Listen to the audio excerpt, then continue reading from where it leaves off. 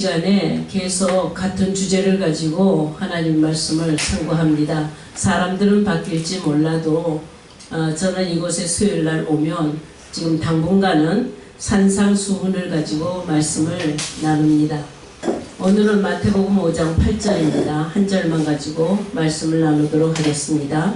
마음에 청결한 자는 복이 있나니 저희가 하나님을 볼 것임이요. 제목은 제가 마음 청결의 복이라는 제목을 가지고 말씀을 전합니다. 산상수훈의 중요성은 다들 이것을 많은 신학자들이나 다 보면 하나님 나라의 윤리 강령이다, 제자들의 강령이다, 또는 왕들의 교훈이다, 이렇게 의미를 두고 있습니다. 다시 말하면 하나님 나라를 가르치는 말씀이며 제자들을 하늘의 서기관 같은 제자들로 되게 하기 위하여 그들이 지켜야 할 도리를 지금 말씀하고 있습니다. 하나님의 법도를 가르치는 말씀이죠. 다시 말하면 천국에 들어갈 뿐만 아니라 천국에 들어갈 수 있도록 많은 사람들을 인도하는 제자 훈련이라는 것입니다.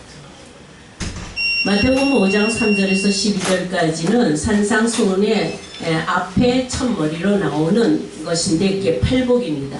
지금 팔복에 대해서 계속 말씀을 드리고 있죠. 주님은 위에서부터 온 자입니다. 위의 것을 가지고 오신 분입니다. 그래서 아래에서 난 자와는 전혀 다르다. 위에서 났으며 너희는 아래에서 났다. 그러니까 위에서 하늘에서 듣고 보고 배운 것을, 그것을 바로 땅에 있는 우리에게 알려주어서 하늘을 소망하게 하고 하늘의 유업을 받도록 하는 하나님의 사랑입니다.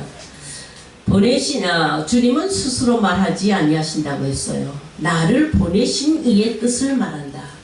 다시 말하면 하나님과 우리 주님은 일체로서 하나님의 뜻이 곧 주님의 뜻이고, 주님이 말씀하시는 것은 다 하나님의 뜻을 말하는 것이라고 하고 있습니다. 아버지께서 가르치신 대로 나는 말씀을 전한다고. 그래서 항상 내가 말하는 곳에, 내가 가르치는 곳에는 아버지의 기뻐하심이 있다고 이렇게 말씀하고 있습니다. 요한복음 8장 31절에 보시면은 너희가 내 말을 듣고 내 말에 거하면 참된 내 제자가 되리라고 하였습니다. 제자가 되는 것은 예수님의 말씀을 듣고 예수님의 말씀 안에 거하는 거예요. 안에 거한다는 것과 밖에 있는 것과는 전혀 다릅니다. 예수 안에는 생명의 성령의 법이 역사를 하지만 예수 밖에는 죄와 사망의 법이 역사를 합니다. 제자들을 불러서 산상수훈으로 말씀하시는 주님은 제자들이 당신이 말씀하시는 그 말씀 안에 거하기를 원하는 거예요. 그러면서 이제 산상수훈으로 너희는 내가 지금 이 말하여 주는 그것에 말씀 안에 거하기를 원한다. 산상수훈의 팔복을 말씀드리면 오직 주님의 말씀을 따라 참 제자가 되게 하려는 제자들의 강령으로 천국 백성이 천국에 들어가기 위하여서 반드시 필요한 필수 조건이에요. 제자들만 되는 것이 아니라 천국 백성들도 다 그 제자들의 교훈을 받아서 천국에 들어갈 수 있는 조건이 된다는 거예요. 왜냐하면 제자들에게 명한 것은 마지막에 승천하시기 전에 너희는 온 족속으로 가서 제자 삼으라 하니까 이 제자가 또 다른 제자를 삼아서 천국 백성이 되게 한다는 거예요. 그렇게 해서 지금까지 내려와서 저와 여러분들도 바로 제자로 부림을 받고 제자가 되는데 바로 천국의 서기관 같은 제자, 그런 제자가 되라고 명하신 줄로 믿습니다.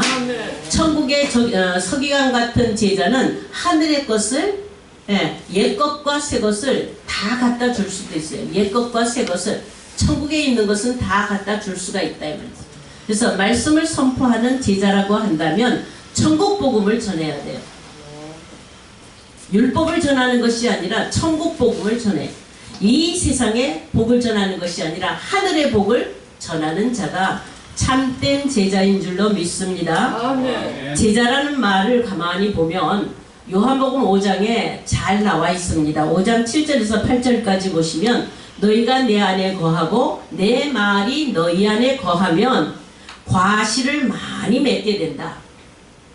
그러니까 너희가 내 안에 거하라, 내 말 안에 거하라 하는 것은 함께 하라 하는 얘기인데, 그렇게 된다고 한다면 너희는 반드시 열매를 많이 맺을 것이다.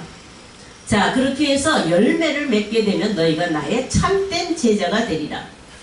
그러니까 열매 없는 스승은, 열매 없는 제자는 끊어버리시겠죠.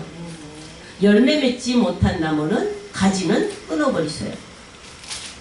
그러니까 안에 있다라는 것은 나는 포도나무요 너희는 가지니, 가지가 포도나무에 접붙임 받았을 때에 바로 안에 있게 되고 붙어 있어야 된다는 거예요. 예수의 말씀과 항상 붙어 있어야 그 가지에서 열매를 맺게 되고, 열매를 맺게 되면 너희가 참 내 제자가 되리라. 열매를 맺지 못한 자들은 제자가 아니다. 이것은 무엇을 뜻하느냐면은 주님이 12제자를 모으고 또 70인 제자들을 모았을 때 그들에게 명령하신 것이 무엇이냐 하면은 추수하라고 했어요. 추수하라. 그러니까 제자들을 부르는 것은 지금 뭐냐면은 추수꾼을 부르는 거예요. 열매를 거두도록 열매 맺는 시기에 나무에게 열매가 나게 하여서, 그래서 열매 맺는 백성들을 많이 하여서 열매를 거두라고 하는 것이 제자들에게 명령하신 거예요. 아멘. 그러므로 마지막 때에 우리가 하나님의 제자요 우리 주님의 제자로 부름을 받았다면 추수꾼과 같이 열매 맺는 백성들을 모으는 것이, 그것이 제자들의 하는 일이라는 거예요. 어린아이들이 많습니다. 예수 믿는 사람들 어린아이 수준이 많습니다. 지금 이게 말세다 할 때에는, 세상 끝에는 추수 때라고 우리 주님이 분명히 선포하셨습니다. 세상 끝에 추수 때에는 뿌리는 자가 아니라 거두는 자입니다. 저와 여러분들 정말 주님의 제자 되어서 그 사명을 감당하려면 거두는 자가 돼야 돼요. 거두는 자는 열매를 모으는 자들이에요. 심고 거둘 때가 있는가 하면, 심을 때가 있는가 하면은, 자랄 때가 있는가 하면은 거둘 때가 있습니다. 근데 추수 때 말세가 당하면 추수 때에는 심는 때가 아니라 거두는 때가 있어요. 그러므로 많은 예수 믿는 사람들이 이렇게 지금 바다 모래같이 많아진 이러한 때에 구원을 얻는 자들이, 그들이 다 구원을 얻는 것이 아니라 로마서에 기록한 것을 보면 남은 자만 구원을 얻으리라 하는 남은 자 사상이 있습니다. 이것은 무엇이냐면 이 남은 자는 열매가 되는 자들이에요.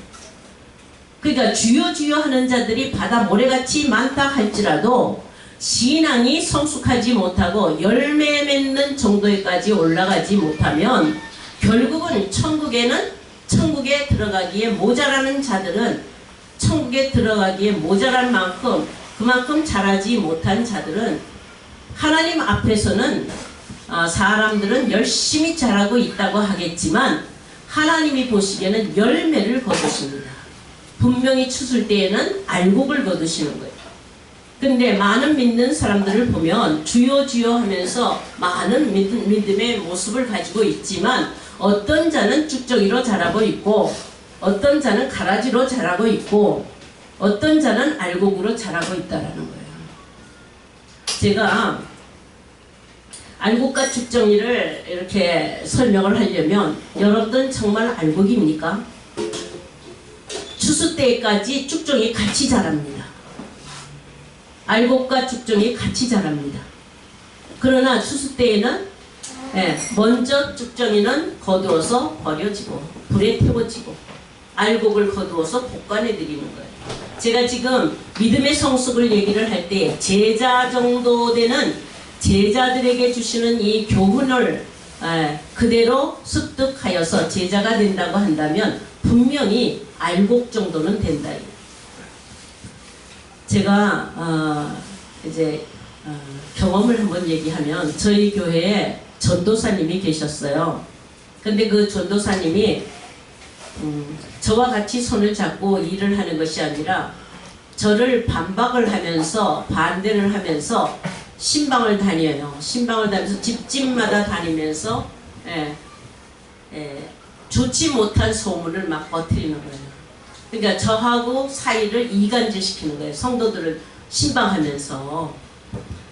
그래서 한 번 신방을 하면 거기서 뭐 정말 이게 나는 피곤하다 하면서 누워서 쉬기도 하는데, 그게 이제 제가 처음에 교회를 개척해서 얼마 되지 않았을 때예요. 지금부터 한 30년 전인데, 그때 이제 여자 전도사를 하나 뒀는데, 그분이 열심히 전도 다니고 열심히 신방을 다니고 하니까 저를 도와주니까 저는 감사했어요.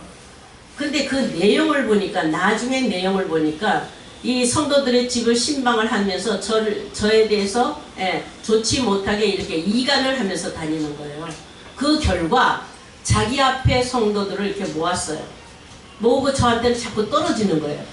이게 자꾸 이상하게 자꾸 떨어지고 뭔가는 피하는 것 같고 이래요. 근데 지금 제 모습이 이런 모습이 아니라, 그때에 제가 교회를 하는 초창기는 40대 중반이었었어요. 이 40대 중반에 저는 목회하려고 이렇게 준비한 사람이 아니고 어떤 환경 때문에 목회를 할 수밖에 없었어요. 그래서 목회를 하니까 제가 지나던 삶이 목회를 하기에는 외모로 보았을 때에 성도들이 보았을 때 좋지 못한 것들이 많아요. 그때에 저는 머리도 염색하고 다니고요. 검은 머리인데 노란 머리 들이고 다니고, 손톱에 매니큐어는 항상 칠해 있고 이만큼 길고요. 옷도 어때요? 좀 타이트하게, 이 스커트도 무릎 위에 올라가는 정도로 그렇게 입고, 그렇게 해서 목회를 해요. 근데 저는 그게 아무런 이상이 없다라고 생각을 했어요. 하나님은 외모로 취하시는 분이 아니시기 때문에. 그랬는데 그게 덕이 안 되는 거예요, 이 성도들한테. 근데 그런 것을 가지고 약점을 잡아서 화려하다. 그리고 뭐 그때 당시에 저는 남편이 그래도 큰 기업에 사장 정도 되니까, 그 정도 되니까 잘 나가요. 잘 나가니까 돈도 있고 옷도 명품 입고 다니고, 이렇게 하니까 목회자로서는 욕먹기가 딱 좋은 그것을 가지고 있었어요. 근데 아니나 다를까 저를 도와주려고 하는 전도사를 세워놨더니 그런 저의 외모에 대한 모든 것들을 가지고 성도들한테 다 퍼뜨리는 거예요. 자기는 가난하고 자기는 없고 힘들고 하는데 없는 자를 도와주지도 않고 사정도 모르고 화려하고 뭐하고 이렇게 하면서 이제 이간질을 한 거예요. 정말 기가 막힌 거예요. 그래서 그걸 이제 알게 되어서 이제 불렀어요. 부르면서 제가 이렇게까지 했어요. 정말 그냥 이 목사라는 권위는 권위대로 다 써버리는 거예요. 전도사님, 내가 전도사님을 잘라버릴 수도 있는데 이렇게 한다면 나하고 같이 못해. 전도사님을 잘라버릴 수도 있는데 내 생각으로는 그래도 고쳐서 같이 가는 것이 좋지 않겠냐.